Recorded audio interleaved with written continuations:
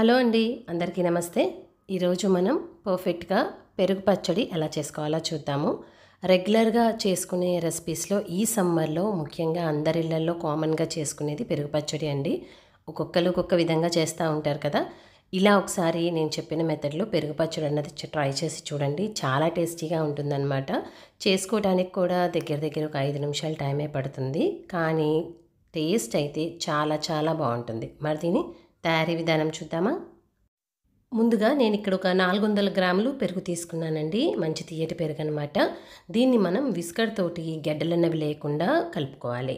ఇలా కలుపుకున్న తర్వాత మీకు ఏ కన్సిస్టెన్సీలో అయితే పెరుగు పచ్చడి కావాలో, అంటే పలచగా కావాలా కొంచెం చిక్కగా కావాలా, దాని ప్రకారం వాటర్ అన్నది దీంట్లో మనం యాడ్ చేసుకోవాలి. నేనైతే దగ్గర ఒక 3/4 కప్ వాటర్ అన్నవి దీంట్లో యూస్ చేశానండి. చూస్తున్నారు కదా, ఈ కన్సిస్టెన్సీ రావడానికి నాకు 3/4 కప్ వాటర్ అన్నవి పట్టాయి. ఇలా కలుపుకున్నాక ఇప్పుడు దీంట్లోకి ఒక పెద్ద సైజు ఆనియన్ ఇలా చిన్న ముక్కల కింద కట్ చేసి వేసుకోవాలి. మీకు కావాలంటే ఆనియన్ మనం తాలింపు పెట్టుకుంటాం కదండి, దాంట్లో అయినా వేసుకోవచ్చు.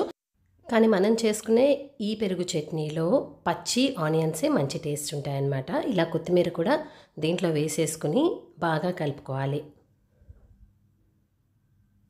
ఇలా కలుపుకున్నాక దీంట్లో నుంచి 1 నుంచి 2 టేబుల్ స్పూన్ల వరకు పచ్చి కొబ్బరి వేసుకొని బాగా కలుపుకోవాలి. పచ్చి కొబ్బరి దీంట్లో చాలా మంచి ఫ్లేవర్ ఇస్తుందండి. ఇప్పుడు దీంట్లోకి మీ టేస్ట్కి తగినట్టుగా సాల్ట్ కూడా వేసుకొని బాగా కలిపి పక్కకి పెట్టేసుకోండి. ఇప్పుడు మనం పచ్చి పులుసుకి తాలింపు పెట్టుకుందాం.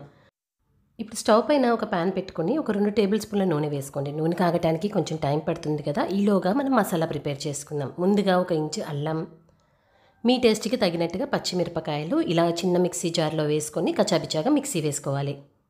మనం మిక్సీ వేసుకునేటప్పటికి నూనె కూడా బాగా కాగిపోతుంది. ఇప్పుడు దీంట్లోకి మనం రెగ్యులర్గా వాడే పోపు దినుసులు ఆవాలు, శనగపప్పు, కొంచెం మినప్పప్పు, జీలకర్ర, ఎండుమిరపకాయలు వేసుకొని బాగా కలుపుకోవాలి. ఇప్పుడు దీంట్లోకి కరివేపాకు కొంచెం ఎక్కువే పడుతుందండి. కరివేపాకు ఫ్లేవర్ దీంట్లో చాలా బాగుంటుందన్నమాట. ఇట్లా కొంచెం కరివేపాకు కూడా బాగా ఫ్రై అయిపోయిన తర్వాత ముందుగా మనం మిక్సీ వేసి పక్కకి పెట్టుకున్న పచ్చిమిరపకాయలు, అల్లం పేస్ట్ కూడా వేసుకొని పచ్చివాసన పోయేంత వరకు వేయించుకోవాలి.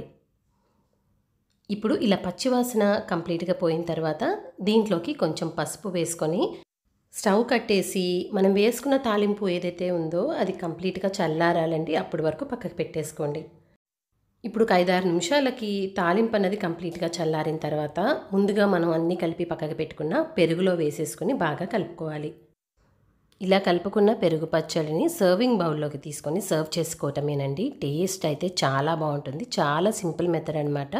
చూస్తున్నారు కదా, కేవలం 5 నిమిషాల్లో ఇలా పర్ఫెక్ట్గా పెరుగు పచ్చడి అన్నది మనం చేసేసుకోవచ్చు. మరి ఇంకెందుకు ఆలస్యం, ఈ రెసిపీ మీరు కూడా ఒకసారి ట్రై చేసి మీకు ఎలా కుదిరింది అని మీ వాల్యుబుల్ కమెంట్స్ కింద కమెంట్ సెక్షన్లో ఇవ్వటం మర్చిపోమాకండి.